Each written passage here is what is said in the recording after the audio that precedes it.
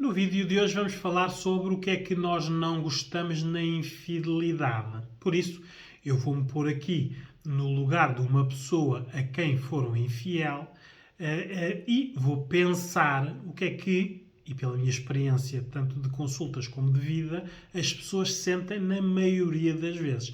Só que são coisas que as pessoas pensam, mas não falam. Depois, nas consultas especializadas, quando pedem ajuda, é isto que vão falar. Não vêm cá falar que a pessoa foi infiel com a pessoa A, B ou C, que foi num motel, se foi durante quanto tempo. Isso é o que levou, é o conhecimento da infidelidade. Não. Hoje vamos falar sobre o que é que a pessoa sente quando está a ser a vítima de uma infidelidade. Por isso, vamos começar por aqui. Temos uma relação com uma pessoa, seja homem ou mulher, aqui não difere de género, e não é expectável que haja infidelidade, não é? Esta não foi uma nossa idealização, não foi isto que nós esperávamos de uma relação. Por isso, é algo que, a acontecer, nos surpreende. Depois temos que ver o tipo de pessoa que nós escolhemos para ter uma relação. Por isso vão lá ver o meu vídeo sobre como escolher a pessoa certa. Porque há pessoas que, à partida, a probabilidade de serem infiéis é maior do que na maioria das pessoas. Porque já têm um histórico. Não é? É isto que também nós temos que ver. Algumas situações, a infidelidade só é surpresa para a pessoa que foi enganada, porque todas as outras pessoas sabem que a pessoa estava a ser enganada e o tipo de pessoa com quem ela estava a relacionar.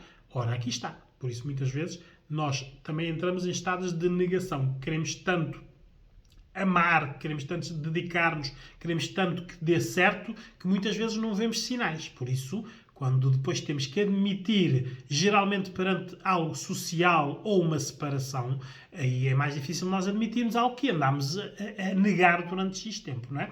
Por isso, nós que estamos numa situação em que nos foram infiéis, temos que ver que tipo de infidelidade. Porque há vários tipos de infidelidade. Há a infidelidade física, que é quando há sexo com outra pessoa. Há a infidelidade de respeito, quando a nossa vida é partilhada com outra pessoa. As informações da nossa vida, alguém conta sobre nós a outra pessoa.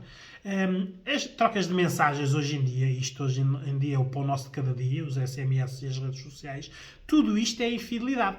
Mas nós não lidamos com a infidelidade da mesma maneira, estes tipos de infidelidade. É uma gradação do menos grave ao mais grave. Só que muitas vezes tendemos a ter a mesma reação. E isto aqui está errado, não é? Porque, por exemplo, alguém pode nos ser infiel e admitir que foi infiel e pedir desculpa dizendo que foi algo que aconteceu e que não volta a acontecer, como alguém nos pode ser infiel e nunca nos dizer, e nós virmos a descobrir. Ora, nós não podemos tratar os dois casos da mesma maneira, porque uma pessoa teve a coragem de nos admitir e admitir o erro e dizer que não vai repetir, e outra pessoa não admitiu nada, nós é que descobrimos, não é? Nós tratarmos os dois casos da mesma maneira não é bom para nós, porque vamos perder a confiança nas duas pessoas quando só uma é que não merece a nossa confiança, porque a outra disse-nos, admitiu, não é? E disse que não ia repetir, por isso nós devemos confiar nesta pessoa até acontecer outra vez, e aí sim termina. Porque aí já é uma repetição. Quer dizer que não foi um pedido de desculpa. Quando alguém nos pede desculpa sobre algo e aceitamos as desculpas, aquele algo deixa de existir. Aconteceu, mas não podemos pôr aquilo como uma bitola, porque isto é o que acontece muitas vezes no ciúme e nas mentiras, não é? As pessoas mentem, nós aceitamos as mentiras, depois as pessoas continuam a mentir e nós, no passado X tempo, convivemos com aquela pessoa na mentira. Ou, aqui numa situação até de as pessoas muitas vezes pedem-nos desculpa várias vezes sobre as mesmas situações. Por isso aquilo não são pedidos de desculpa, são repetições para as situações de não escalar. O pedir desculpa acalma mais a pessoa, não é? Por isso, nós não gostamos da infidelidade também quando nos mentem, não é? Quando há a parte da mentira. E então, uma mentira é, por exemplo, nós apanhamos uma pessoa a ser-nos infiel ao final do mês, outra situação é nós apanhamos a pessoa a ser-nos infiel ao final de 5 anos, 10 anos. Toda uma vida a ser-nos infiéis sem nós sabermos. Não é a mesma coisa, não é? Depois, a falta de respeito.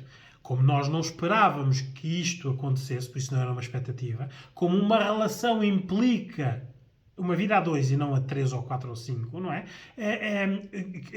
Nós entregamos a nossa intimidade, a nossa confiança, nós estamos a construir uma infidelidade, seja ela qual for, de que tipo for, é uma falta de respeito para connosco, como pessoa. Não é?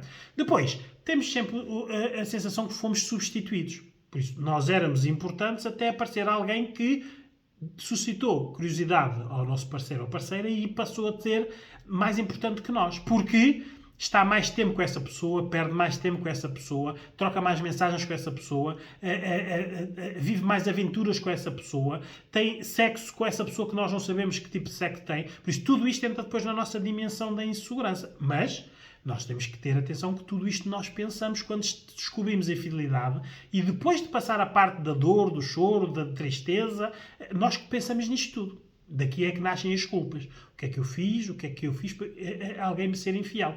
Muitas vezes esta culpa é uma culpa que não existe, mas nós achamos que temos que ter culpa por outra pessoa nos ter substituído. O que não é verdade, não é? A infidelidade é uma necessidade não satisfeita. Cada pessoa tem as suas, não é? Há pessoas que podem nos ser infiéis para ter sexo puro e duro, há pessoas que podem nos ser infiéis só para receberem uma massagem e falarem da sua vida, que não o conseguem fazer connosco. Temos mas é que pensar porque é que a nosso parceiro ou parceira vai falar com outra pessoa e não consegue falar connosco. As relações, todas elas têm problemas diferentes, porque são pessoas diferentes, não é? Por isso, temos que analisar isto de uma forma racional, que é o que o especialista faz quando trata destas situações. Quem está envolvida na situação, a pessoa a quem for infiel, está emocional, por isso não consegue estar a ser racional. Né? Depois, nós também temos que pensar sempre o que é que o nosso parceiro ou parceira está a fazer com as outras pessoas que não faz connosco. Não é? É porque eu não sei, é porque eu não faço bem, é porque nunca me propôs, é porque há algo que eu nunca na vida faria. As pessoas têm que se conhecer como pessoas e também depois como necessidades. Que necessidades eu sei que o meu parceiro ou parceira tem e que eu não satisfaço? Ou que necessidades eu tenho que não consigo admitir ao meu parceiro ou parceira que preciso satisfazer? Falta de comunicação nesta situação aqui é a grande parte do problema. Há marido e mulheres, relações que não conseguem falar de sexualidade um com o outro. É capaz, mais que parece que falam com amigos e amigas, às vezes até na brincadeira, do que no casal. Ora, isto vai criando um perfil das pessoas rígido, onde há pouca aventura, onde pouca tentativa, por isso tentam pouco coisas novas, e de repente aparece alguém, não é, à volta da nossa vida que pode proporcionar isto ao nosso parceiro ou à nossa parceira, não é? E a pessoa, tendo curiosidade, acaba por entrar na infidelidade. Temos de ter atenção de que uma boa comunicação previne a infidelidade, não é? Depois também temos, obviamente, muitos medos, não é? Medos das doenças, não é? A pessoa teve com outras pessoas, quem são as pessoas? As doenças sexualmente transmissíveis, não é? O HIV, a hepatite, não é? É algo que nos deixa também, numa situação em que estamos tristes, desiludidos, desorganizadas, ainda nos deixa com medos. Tudo isto aqui é um acumular, não é? Mas também, obviamente, depois também qualquer situação, por exemplo, de uma infecção urinária que nós tenhamos, ficamos a pensar que foi trazida de fora da relação para nós, não é? Isto passa-se muito. Quantas pessoas não vão aos ginecologistas verem infecções urinárias que têm, e muitas delas são fruto de situações de infidelidade, que podem não ser conhecidas, não é? Lá tratam e elas depois, quando começam a ser recorrentes, não é? Isto também são sinais, não é? E, claro, a pessoa também tem medo da falta de limpeza. Nós não conhecemos as outras pessoas, com quem é que o nosso parceiro ou parceira estão, quem são, não é? Temos que também ter atenção que ficamos muito desconfortáveis, porque a limpeza é algo muito importante na sexualidade e nós conhecemos o perfil do nosso parceiro e da nossa parceira. Pode, por exemplo, o nosso parceiro ou a nossa parceira até ser uma pessoa que não seja de muitas limpezas, não é? Quem escolheu? Pessoa igual a ela ou melhor ou pior? Não sabemos, não é? Por isso nós só conhecemos o nosso parceiro ou parceira, não conhecemos a terceira pessoa, não é? Depois temos de ter atenção ao social. Não é? Nós somos uma relação, de repente sabemos, podemos ser a última pessoa a saber, quer dizer que muitas pessoas podiam saber antes de nós, ou também o que é que vão pensar de mim, não é? A mim foram-me infiéis e eu estou preocupado, o que é que vão pensar de mim? Quem foi infiel é que deveria estar a ter esse pensamento, mas não. isto geralmente é um pensamento muito feminino, do género feminino, né? A culpa, não é? O que é que vão pensar de mim? Não, porque foram educadas para serem boas mães, boas, obedientes, estarem em casa, serem... Não é? Esta é uma educação racista, machista, que ainda hoje em dia existe, das mulheres serem ensinadas a serem as boas donas de casa, as esposas perfeitas. Hoje em dia ainda existem mulheres que se preocupam com as roupas dos maridos que levam vestidos ou não, se estão bem passadas, sujas ou não são. Ora, o marido tem braço e pernas, não é? E se não estiver satisfeito como anda, arranje quem faça, não é?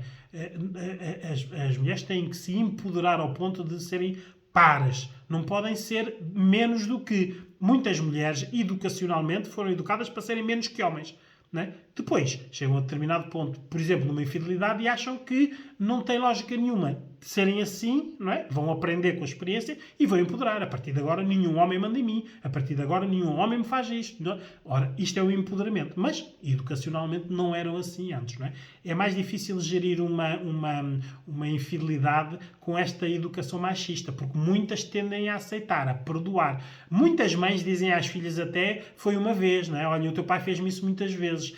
Olha, é a vida, não é? Ora, isto é uma educação, uma má educação, obviamente. Não é? Por isso, isto também temos que ver quando nós nos são infiéis, nós temos todo o tipo de pensamento para lidar. Não é? Depois temos aqui a parte da posse. Portanto, é um casal, a posse no sentido de que aquela pessoa está comigo, não é? Eu conheço aquela pessoa, os cheiros, os sabores, os contactos, o tempo perto comigo, os sorrisos.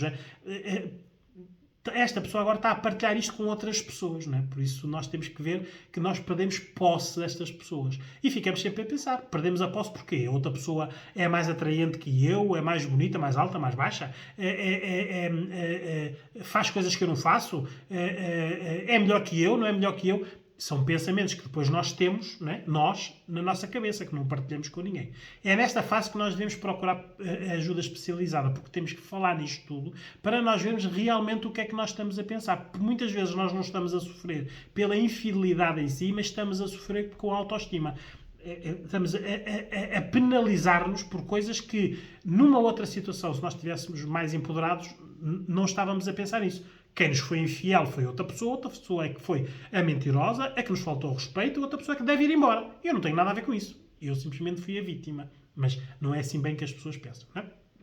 Depois, nós fazemos muitos comparativos, não é? O que é que a outra pessoa faz que eu não faço. Então isto na sexualidade é muito importante, porque há mulheres hoje em dia que casam muito novas, têm pouca experiência sexual, estão vidas inteiras com homens ou mulheres, mas o homem tem mais a tentação de que antes das relações terem mais vivência sexual. Até mesmo porque se masturbam desde mais cedo, têm a parte dos vídeos pornográficos, têm mais aprendizagens do que a mulher. Por isso é muito importante neste comparativo na sexualidade, porque eu posso pensar que sou muito boa de sexo, mas comparado com o quê?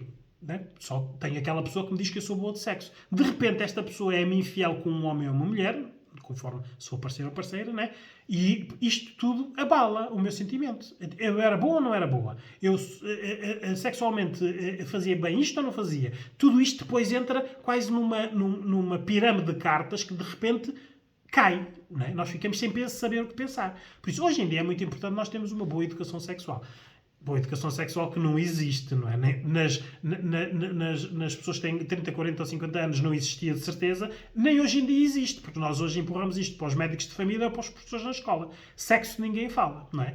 Nós temos que saber sexo oral, sexo vaginal e sexo anal, o que é, como se faz, se gostamos ou se não gostamos, porque senão andam toda a gente a falar de cor.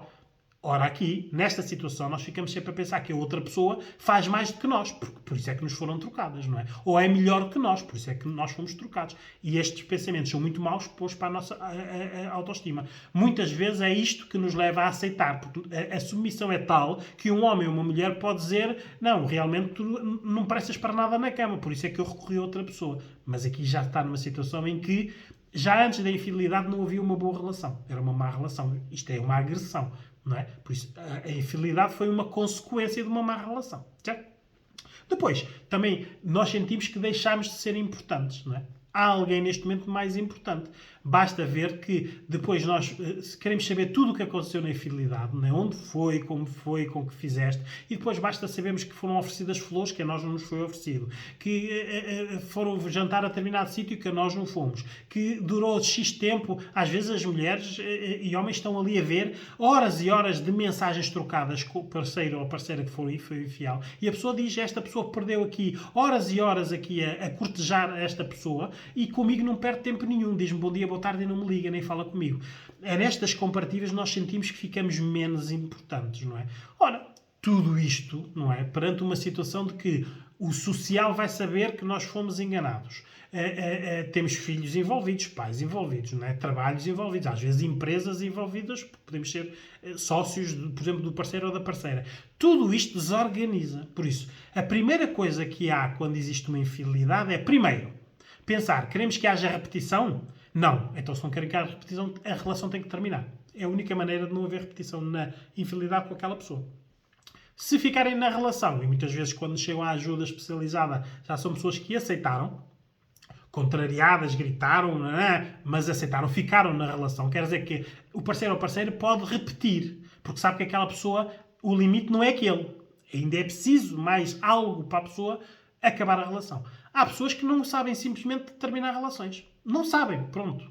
É por isso. A ajuda especializada é boa para quando a pessoa está numa fase em que não sabe tomar decisões. A ajuda especializada serve para nós vermos e mostrarmos que há várias decisões que podem ser tomadas, com as respectivas consequências, obviamente. Para terminar, nada disto é algo bom, não é? Isto é algo mau. Mas dentro do mau nós temos que saber gerir a situação e gerir-nos.